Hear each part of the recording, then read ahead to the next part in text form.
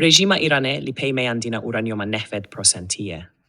İbrahim Rîzayî, berdevke Komisyona Evlehî ya Meclîsa Rêjîmê, li îdiyayeke cihêpêkenin, û henekkirin bihîzra giştî, îdiya dike ku rejîmê hevcehî bi uraniyom meyandiya 60% û zedetir, û plutonyoma meyandiya 90%, heye bo karên aşitî wazane, bi kar bîne.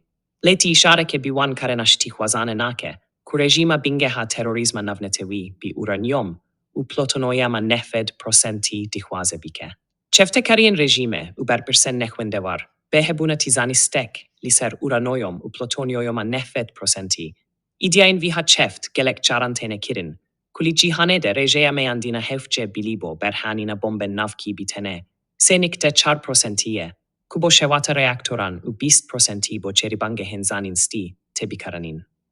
Vî berpirsê rejîmê îdiya kiriye, ku vekas uranyom û plutonyom bi vê rêjeya meyandî, bo karê serbazî bi kar nayînin.